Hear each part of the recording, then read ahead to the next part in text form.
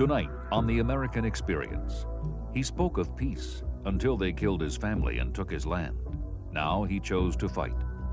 He would become the U.S. Army's most wanted renegade. Apaches were taught, fight when you've got the strength, and it's best to die young. Gerônimo and the Apache Resistance, tonight on The American Experience.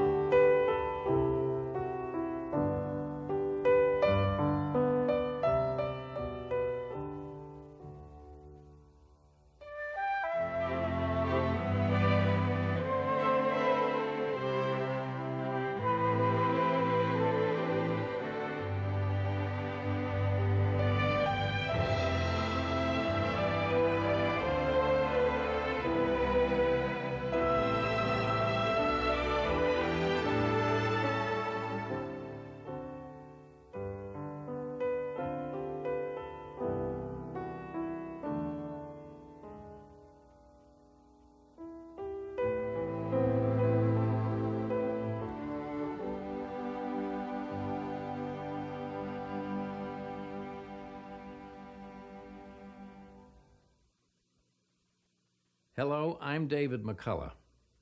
Our film tonight breaks new ground. I think it's also one of the most beautiful in our series. It's called Gerônimo and the Apache Resistance. Who was the legendary Gerônimo? Who were the Apache? Or more to the point, who were the Chiricahua Apache? And what was their story in reality? To an Apache, the past is traditionally a closed subject. To speak of the dead is taboo. So the Chiricahua have kept their experience largely to themselves, until now. What you're about to see is a privileged view. The Chiricahua have agreed to talk on camera as they never have before. For 20 years, Gerônimo and his people fought to keep their land and their way of life. For 27 years, they were held prisoners of war, longer than anyone in our history. Theirs, too, is a powerful American story.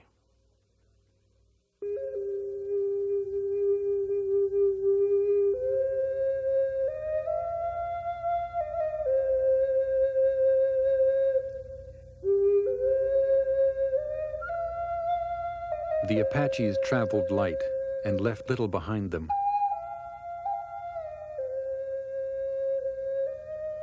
But like a great wind, they left a powerful memory of their passing.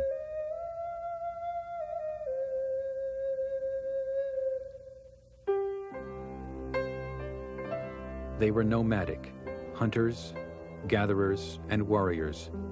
They called themselves the people. One of the most celebrated Indian warriors the land has ever known was Gerônimo, the legendary war shaman of the Chiricahua Apaches.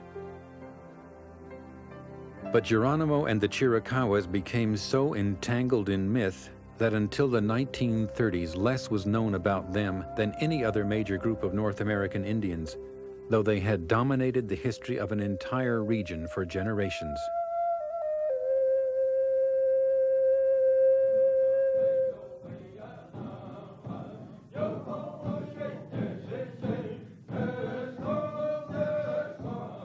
This is the story of a clash of cultures and of a people's love for the land. But even more important, it is the search for the reality behind the Apache myth. The myth says that there was a single Apache nation. In reality, there were many separate groups spread across the Southwest.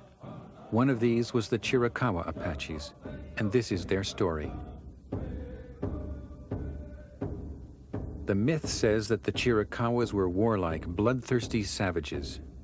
In reality, they never wanted war. They fought to survive and to defend their right to the land.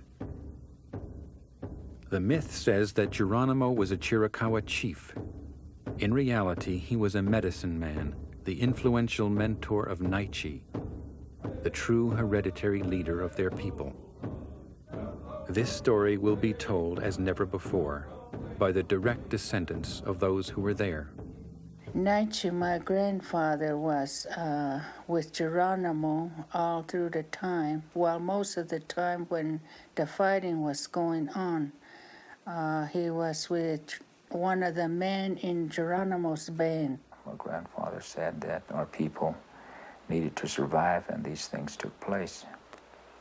And it wasn't only our men folk that were agile, the ladies also, some of the ladies were also trained as warriors. My grandmother and my father had been out on the warpath with Gerônimo, and my grandmother said that she was tired of running and hiding and tired of being hungry.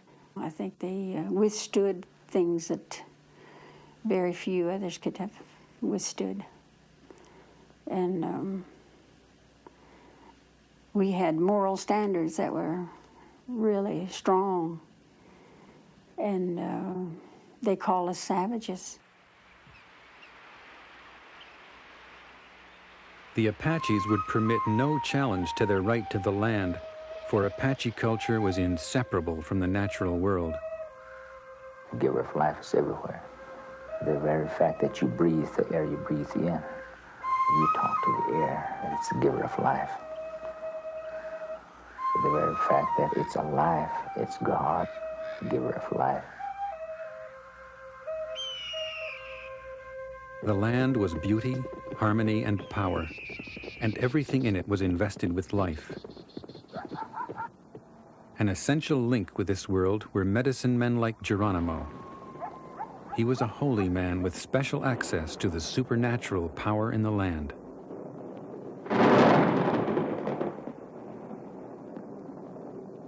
My father said he was a great medicine man. See, a medicine man blessed all the war equipment that the people used. And they didn't think that a bullet would touch them. In those days, everybody believed in the medicine man. That's when they say the power of the Indian religion was strong yet. Gerônimo, he had this power of the coyote. And the coyote, you know how he is. You could see him running around out there. Pretty soon he'd be over here, pretty soon he'd be over there. Or else he'd be on this side here. He can outfox anybody. He can outfox you, he can outfox the white people. The soldiers were coming. And yet the soldiers passed them without even seeing them, because they turned to whatever's around them, they turned to that. The soldiers don't see them, they just ride by them. The power of these mountains is a power that you can't explain. You have to believe. Right now, you can go to the Guadalupe Mountains. You can hear crown dancers. You can hear singing in these caves, and there's nobody there.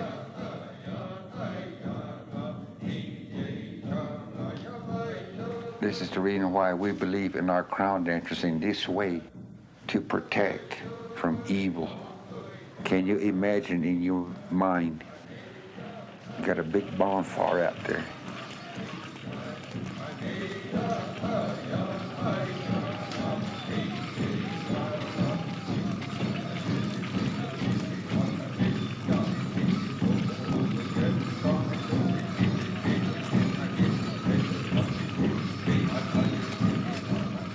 Many times the dominant society did not understand who we were. They called us raiders, they called us thieves, they called us a warring people.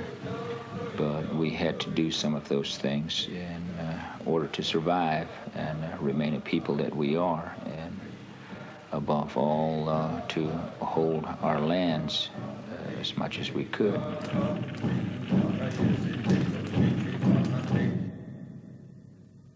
In the early 1800s, Apache country was part of Mexico. Mexico did not recognize the Apaches' right to the land as original inhabitants, and conflict between them was constant. During the 1840s, the Apaches were faced with the threat of extermination, since they would surrender neither their land nor their way of life.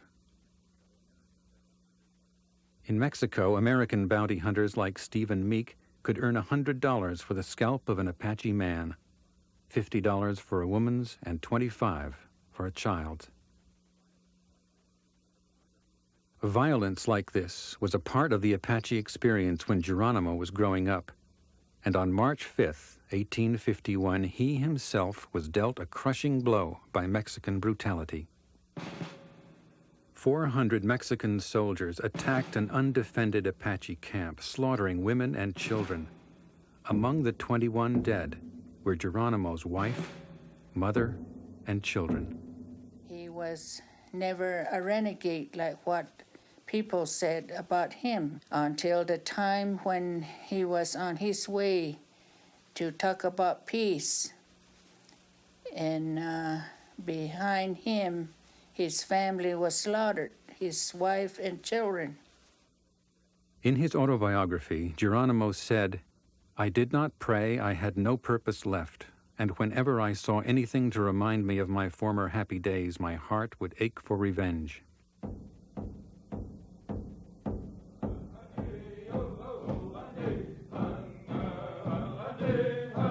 In spite of such violence, the Apaches were never subdued by Mexico.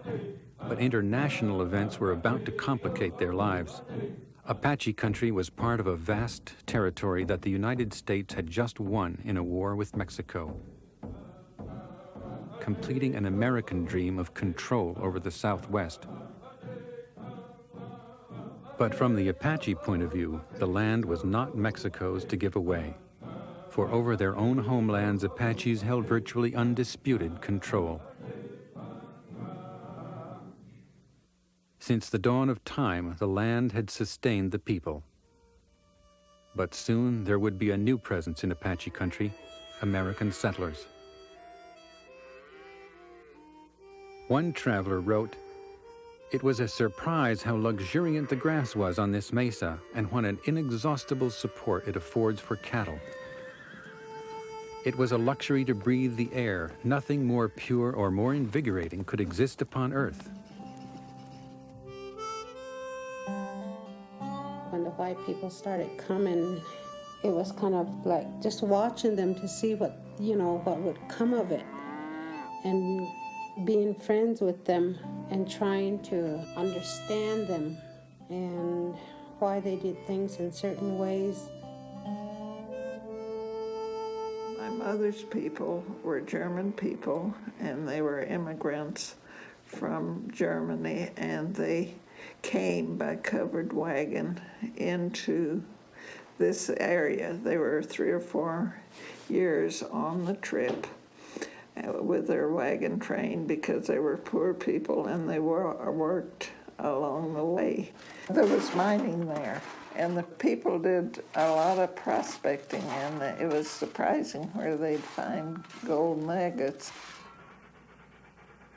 Most of them, I think, at that time were looking for gold, especially gold. Eugene said that his father would go and just watch what they were doing, like building a cabin. Then they started trusting them.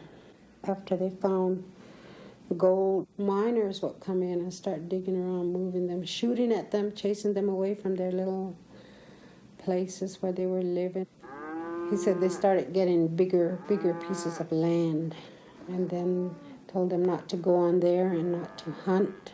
And they were just pushing them, so then they started mistrusting each other, and it just went from bad to worse.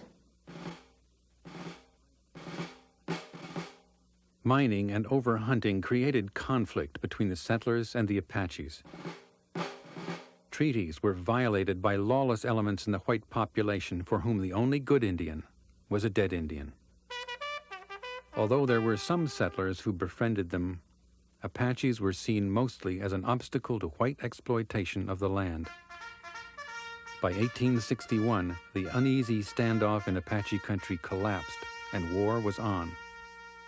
When the people were invading the area, they were coming in, the pioneers, the Mexicans, and everybody trying to come in and settle the area, and where the Apaches said that they had lived all their lives as far back as they can remember. That was their home.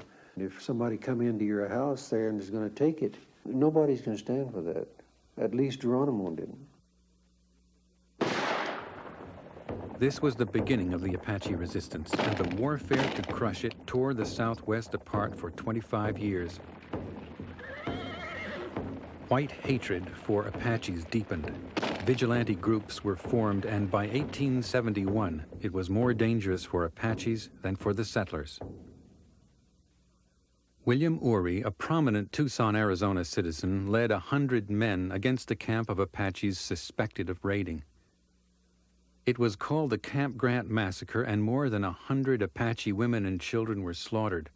The resulting public outrage helped force the government toward a new policy that would hopefully secure and pacify the West for whites and Indians alike. For some time, an idea had been gathering support in Washington for the establishment of colonies where Indians would settle. This was to be the government's guarantee that the Indians would always have a place to live.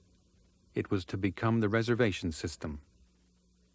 By 1872, there were reservations for the major groups of Apaches in Arizona on their respective homelands. The Chiricahua Apaches were one of these, and their reservation was in southeastern Arizona near Fort Bowie, which had been established a decade earlier at the beginning of the Apache Wars.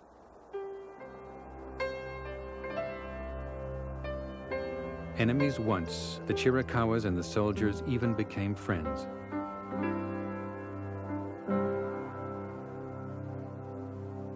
The matter of liking reservations, I guess it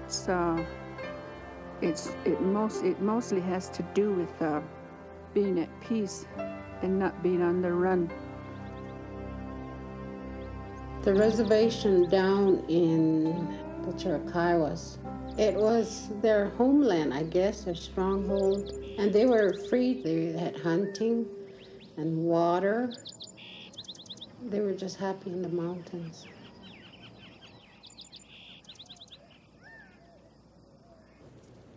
The government wanted the Chiricahuas to farm the land and agreed to provide them with equipment and food supplies.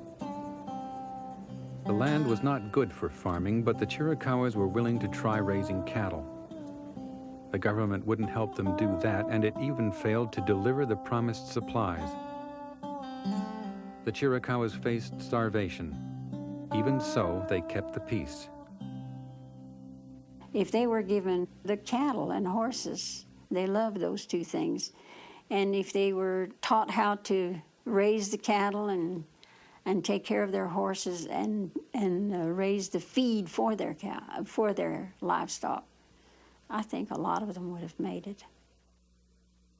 In spite of these problems, there appeared to be a chance for peace. In 4 years, the Fort Bowie records show so little military activity that it was even suggested that the sleepy fort be closed.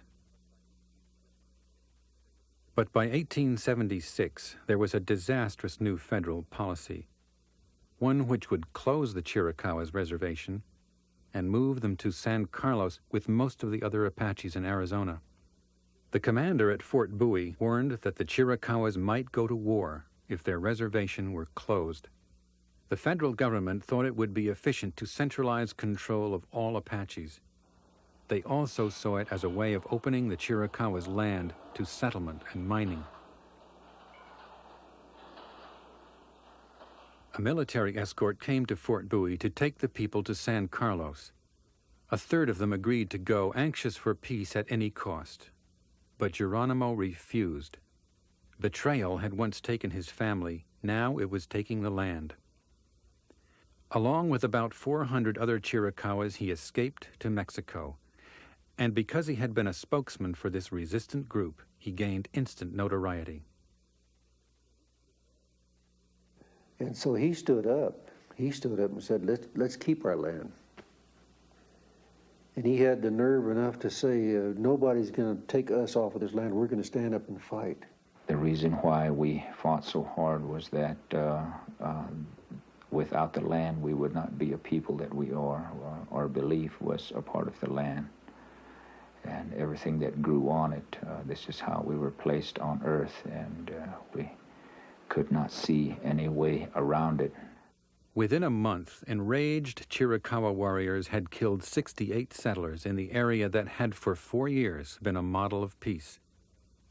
One Arizona newspaper said, "The kind of war needed for the Chiricahua Apaches is steady, unrelenting, hopeless, and undiscriminating, slaying men, women, and children." The news media played these instances up a whole lot. These people that were moving into the Southwest, they felt that they needed to do away with some of these people that are standing in the way. They are savages. They don't have a way of life except to kill others. It was clear to the Army that the struggle might be a long one unless Gerônimo and the dissidents could be forced to come in and settle on the reservation. Gerônimo was against the white people. The other leaders tried to calm him down, but he wouldn't listen. He was always hyped up, I guess, and he was ready to go. They saw him when he raided. He just went ahead and killed people and ran off their horses. And it was Gerônimo. Pretty soon, everything was Gerônimo. Gerônimo had become a wanted man. The Indian agent at San Carlos learned of his whereabouts in New Mexico, and with his Apache police force trapped Gerônimo and took him in chains to San Carlos. This was the first and only time Gerônimo was ever captured. The Chiricahuas cared neither for the terrain nor the other Apaches at San Carlos. The government didn't understand what an explosive situation it had created by concentrating so many Apaches here. They wanted all the Apaches to go to San Carlos Reservation, and they didn't. They hated that place, and they didn't want any part of it. It's dry, and it is the same way today. You just go there, and you can see why they disliked it after they were in the mountains where there was trees and water and everything and that they were used to, and then to be taken out of that and taken to San Carlos, that was just terrible. They lined us all up, he said. And they gave us whatever name came along. He says, this man just went down the line and said, this and this is your name, he said. So he said, that's where we got our name Smith, he said.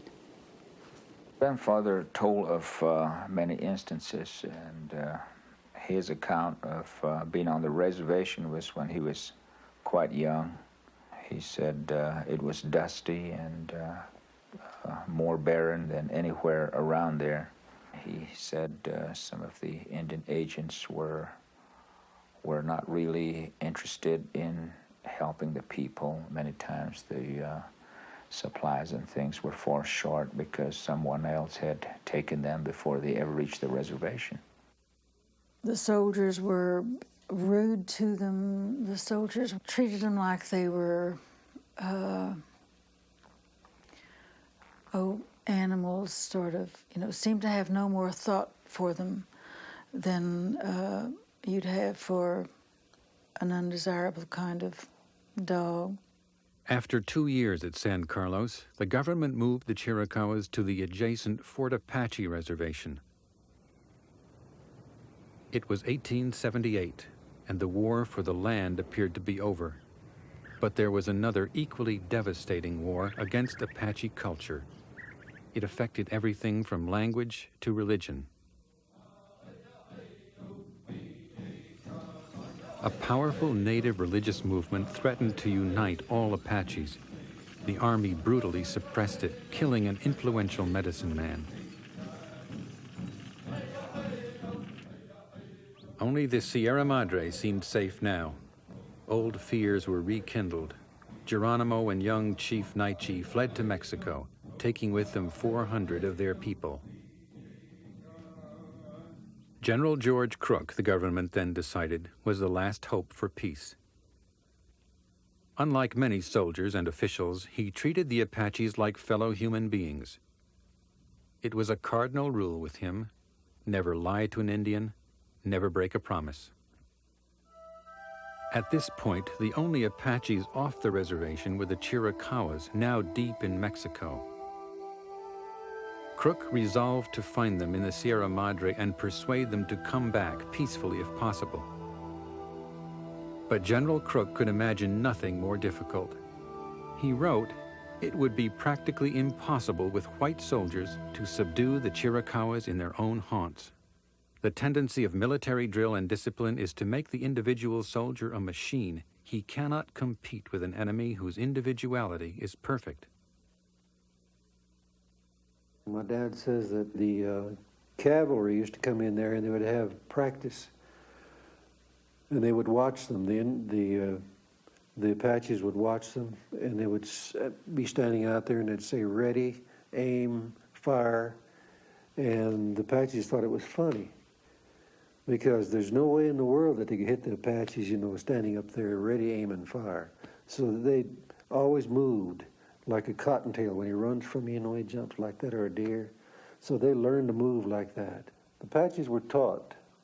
I think that's the reason they were such good fighters, it's better to die young than to let yourself get old and have someone taking care of you. That's the thing that they used to tell the young people, that fight when you've got the strength and ready to, when your body's healthy, that's when you can fight, and it's best to die young.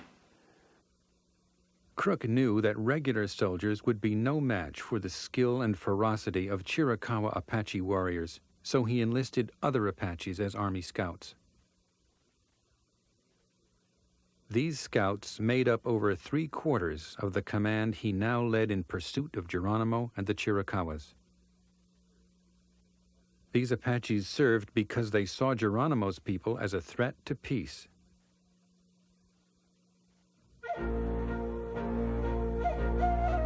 Crook's task must have seemed impossible, but an Apache scout called Peaches knew where to look. He led the way into the Sierra Madre, where after 40 days, they finally found the Chiricahuas. Crook promised them that he would improve conditions on the reservation. They believed him and agreed to return. But within 2 years of return, the strict regimentation of reservation life became intolerable for Gerônimo, Naichi, and about 100 others. Again they escaped. Again the Army pursued them. Again they agreed to a peace conference with General Crook. The rendezvous took place at Cañón de los Embudos, 15 miles south of the border. It was early in 1886, and it looked like it might be the end of the Apache Wars. Charlie Roberts, the son of Crook's aide-de-camp Captain Roberts, was brought along on this historic trip. 78 years later, he described it in a tape recording. I was a well-grown boy of about 12 years. The latter part of March, General Crook took my father as aide and permitted me to accompany them. They could see Gerônimo's camp about a half a mile away on a ridge at the other side of the canyon. Crook wrote in his diary, 1,000 men could not have surrounded them with any possibility of capturing them. I will have to play a heavy bluff game with them. I was conscious that any incident which might excite their suspicion would result in my death. Arrangements were made and conferences held with Gerônimo during the next day or two. General Crook took no troops with him at all. The only white men in the expedition were my father and Captain Burke and a few civilian packers. A transcript of the meeting was made. Gerônimo said, "There are very few of my men left now. They have done some bad things, but I want them all rubbed out now, and let us never speak of them again." Crook said to Gerônimo, "You must make up your own mind whether you will stay out on the warpath or surrender unconditionally." What's more, Crook also told him that going back to the reservation right away was out of the question. The next day, they met again. Crook wrote in his diary, "Had private interview with Gerônimo, Naichi, Chihuahua, and a couple of others with reference to their leaving this country for the East, to remain there until they change their ideas and the feeling against them here dies out." Though younger than Gerônimo, Naichi was the true chief, and Gerônimo always deferred to him. Together, they and the others agreed on a compromise with Crook. They would surrender, Then after a couple of years of exile from the Southwest, they could return to the reservation. Gerônimo said, "I give myself up to you. Do with me what you please, I surrender. Once I moved about like the wind, now I surrender to you, and that is all."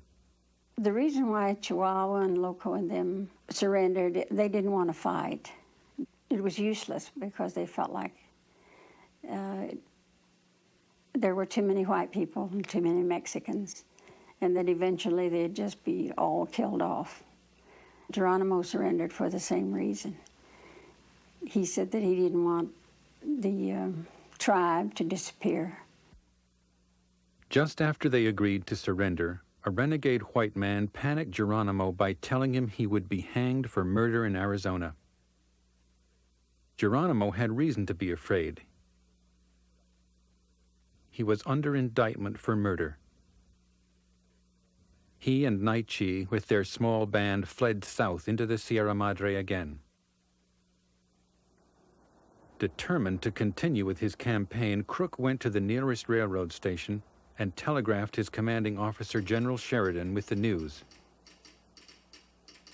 Crook wired, "During last night, Gerônimo and Naichi, with 20 men and 13 women, left camp." Sheridan replied, "It seems strange that Gerônimo and party could have escaped without the knowledge of the scouts." The scouts, Crook said, were thoroughly loyal and would have prevented the hostiles leaving had it been possible. General Crook remained confident that his men could find Gerônimo. Sheridan disagreed and ordered Crook to change his strategy. This lack of support angered the seasoned general. "I believe," Crook said, "the plan upon which I have conducted operations is the one most likely to prove successful in the end. It may be that I am too wedded to my own views in this matter, and as I have spent nearly 8 years of the hardest work in my life in this department, I respectfully request that I may now be relieved from its command." Now the Apaches faced a different kind of war. General Nelson A. Miles was Crook's replacement. He wrote, "With our superior intelligence and modern appliances, we should be able to surpass all the advantages possessed by the savages."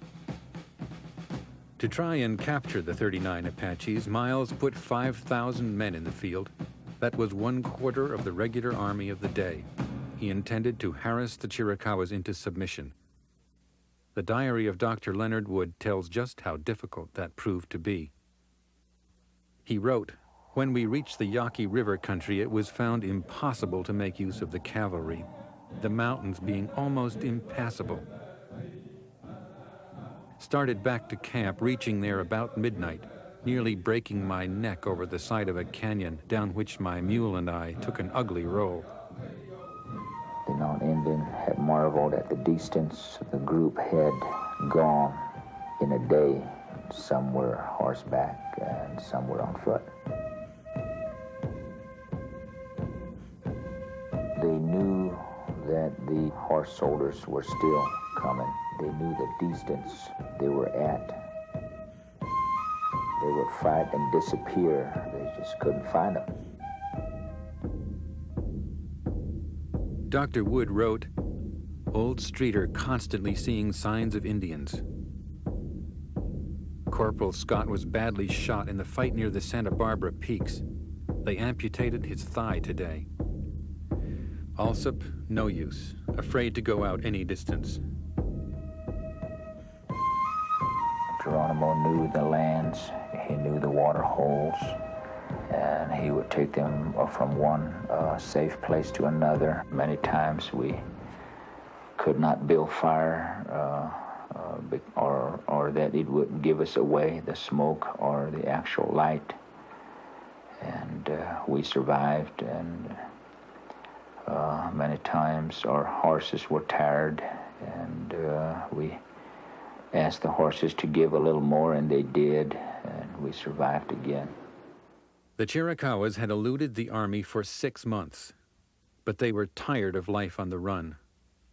Word reached Fort Apache that Gerônimo might be ready to talk surrender. A lot of the elderly people really hated him. because he had caused a lot of their relatives to be killed. They said that he was causing a lot of deaths unnecessarily of very innocent children and mothers, just so that he could prove his cause, you know, to hold back the people and keep the land. And in doing that, well, he lost a lot of lives. And people actually begged him to surrender. A Chiricahua named Keita and a relative of his named Martin were enlisted as Army scouts and given the extremely dangerous assignment of finding Gerônimo in Mexico.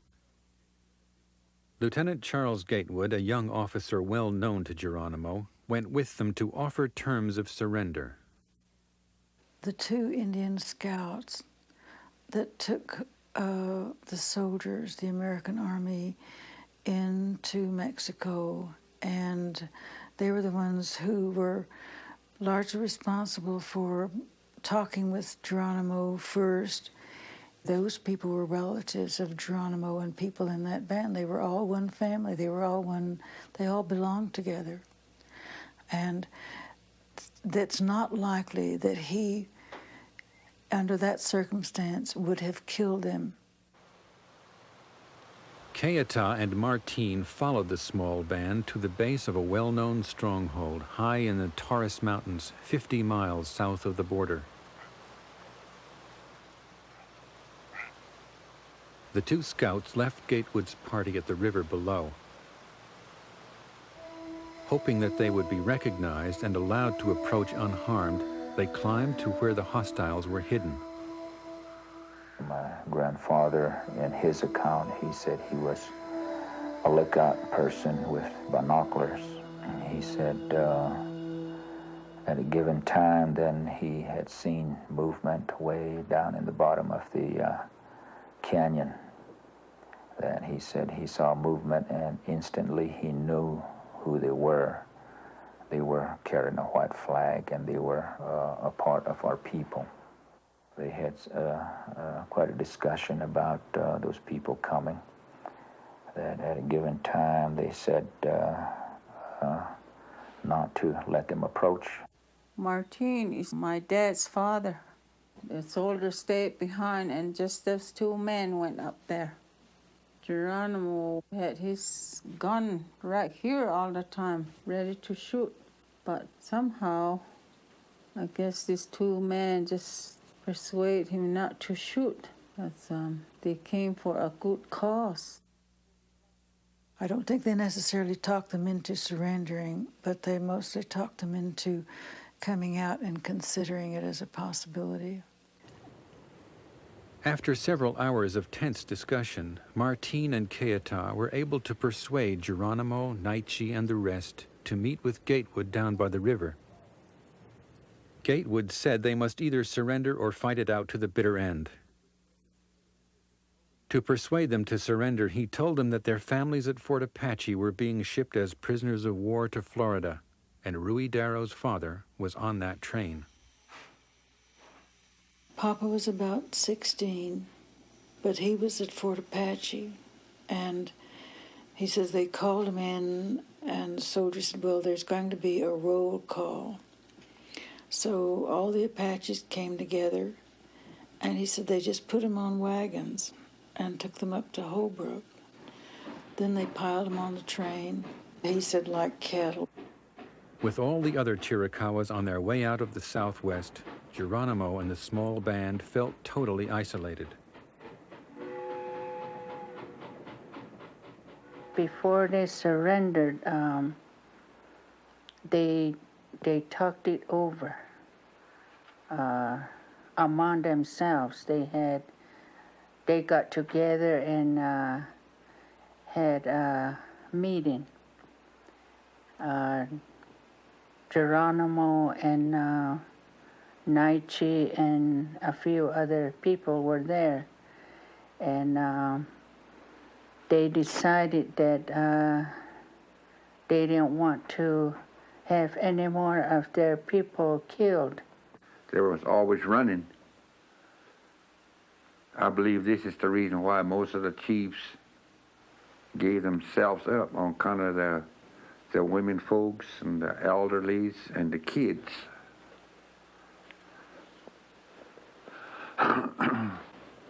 If they were by themselves, probably they'd be still out there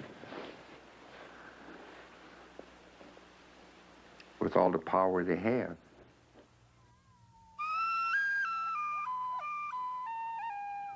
At a place called Skeleton Canyon in southeastern Arizona, there is a pile of rocks where the band formally surrendered to General Miles.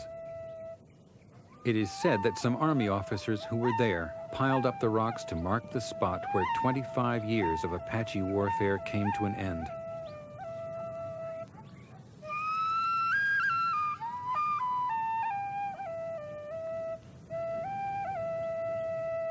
The Chiricahuas were the last Indians of the Southwest to lay down arms in defense of their way of life. From now on, this land would exist for the Chiricahuas only in memory, for the Chiricahuas were about to face the toughest and most prolonged test of their lives. Within a day of surrender, Gerônimo and Naichi were prisoners of war at Fort Bowie, but they weren't the only ones. Keita and Martine and other Chiricahua Army scouts were taken prisoner too. And here these Apache scouts were actual soldiers. I always felt like they'd done them a real bad injustice. They used them to guide them and help them find the last group to surrender. The Chiricahuas felt doubly betrayed. Not only had the loyal scouts been taken prisoner, but General Miles had overruled the terms of surrender already agreed upon by the Apaches and General Crook. They made promises and they never kept their promises. And treaties for our people, your word is your life. They had thought probably when they surrendered they would eventually go back to their home in Arizona, but it never did happen. And they had not ever foreseen a life without going home. They were promised that they would be sent back in 2 years. That's the reason why one of the reasons also that he was willing to surrender, because they promised him that they would return him in 2 years. But it turned out to be 27 years. Gerônimo and Naichi and their small group were forced onto the train that would take them to Florida and out of their homelands forever. You got so much emotional feelings how our people were treated, how they were herded into boxcars just like a bunch of cattle. You didn't have to be there to see it.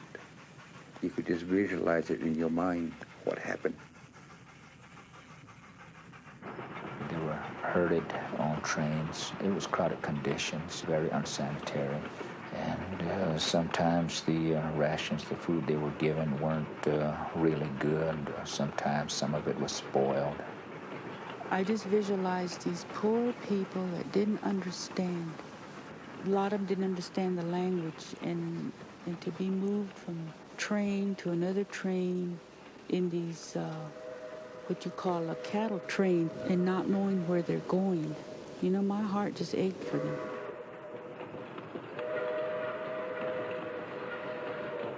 The people in Arizona wanted to have them go just as far off as they could possibly send them. Politicians were influential enough to get it done.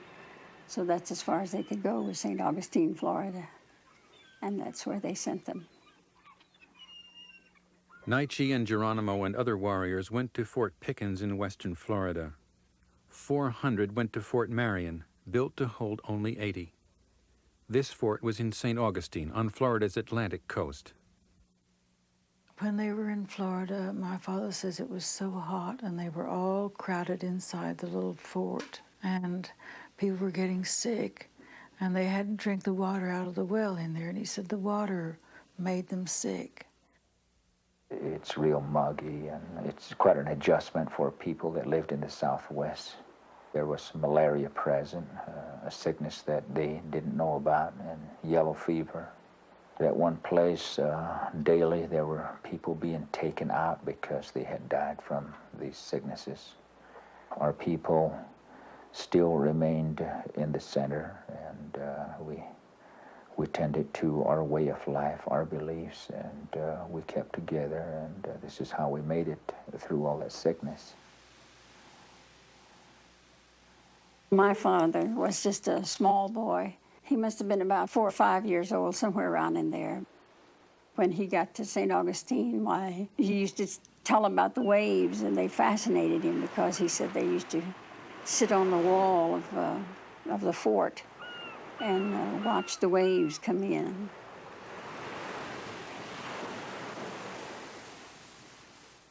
The government sent all Chiricahua children over 12 years of age to a school for Indians in Carlisle, Pennsylvania. The Chiricahua's land had been taken. Now they had to face the loss of their children. Their parents didn't want them separated. It was very hard for them because due to the weather and the climate and all, that they developed tuberculosis. And a lot of the children didn't come home, and that was another thing that they hated. And they didn't want their children to leave them. That was when they first cut my father's hair. When he first went, he had long hair, and he dressed just like all the other Apaches. And he had a haircut, and then they put white man clothes on him. He was still Indian, he was still Apache, first and foremost. But when he cut his hair, he became more adaptable. There's no going back to what was, nor living the way they used to live.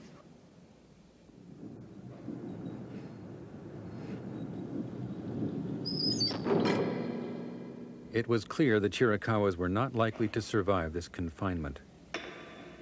After a year and a half, they were moved to Mount Vernon Barracks near Mobile, Alabama.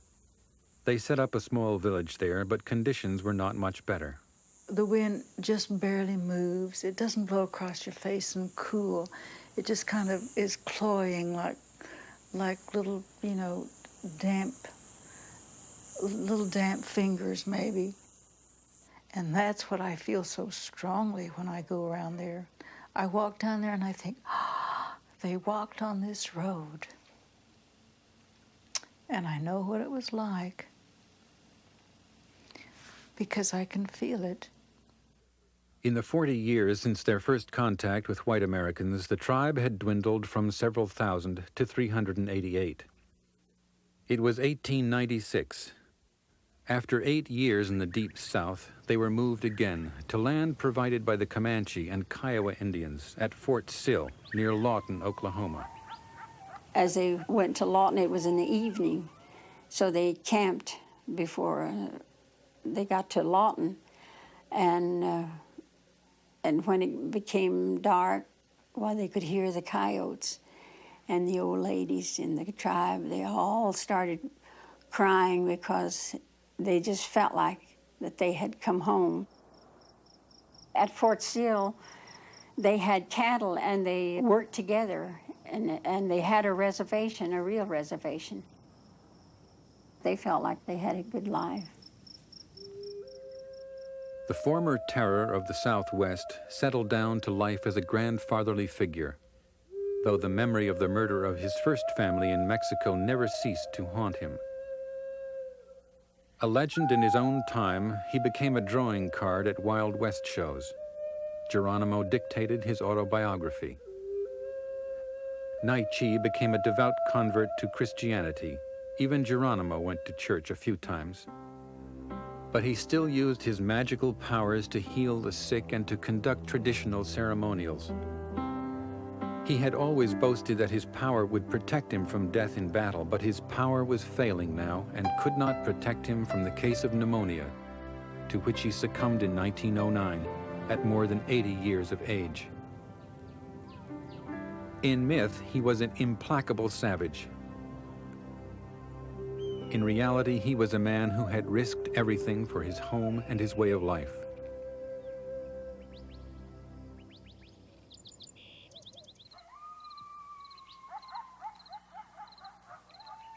I believe that he wished he had fought it out. I think Gerônimo probably, toward the end of his life, wished that he'd stayed there and died there. Most of his power, he didn't hand it down to no one because they said that most of his power was dangerous. And he didn't want nobody to have it. So he just went with it, took it with him. In 1913, after 27 years of captivity, the Chiricahuas were released as prisoners of war. The government told them they must now leave the land they had come to think of as theirs.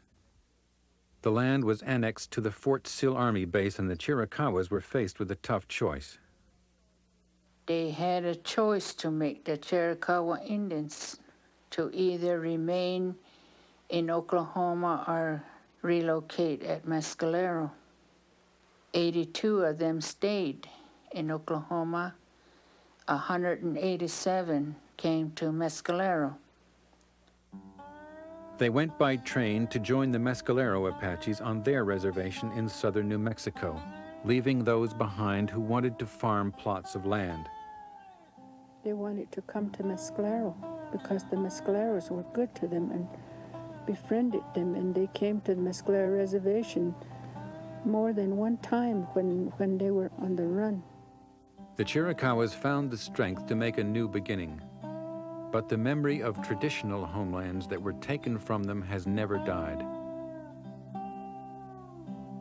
I realize how much they truly loved their homeland in Arizona and New Mexico. And that's a real deep feeling that I didn't realize I had until in '86 when I went to Fort Bowie and stood in a place like Skeleton Canyon where the Gerônimo surrendered, and rode down the trail where my grandfather and my grandmother walked down the trail to Fort Bowie and were taken prisoners of war.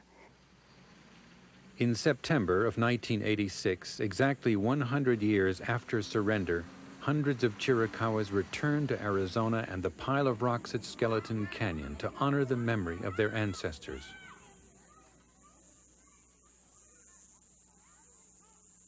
I feel as though someone mentioned that it made a complete circle, and I think they didn't get to come here, but I represent a group that has always wanted to come back into the area, and I feel like that coming here has meant that we did get back through me. I see it for them. And all my life I've wanted to see this place and see the country where they came from. And I've read about it just like everyone else has read about it, and I've heard about it as a child. It's just something for me to be back here.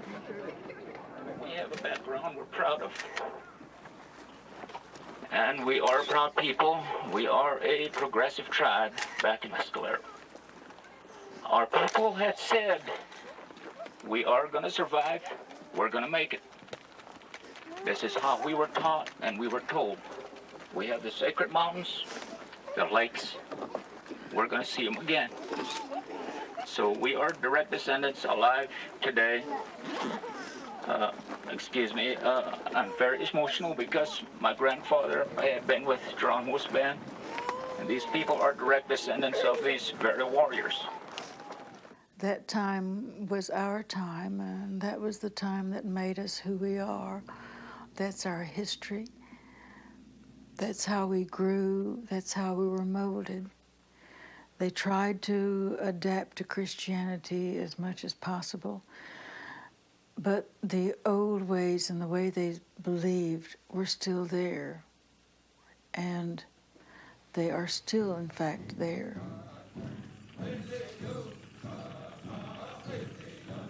Whereas you talk about a tradition and you think perhaps it might just be singing a song or speaking your language, but tradition is also something that you feel and something that you know, and that's what we are. and it was never gone.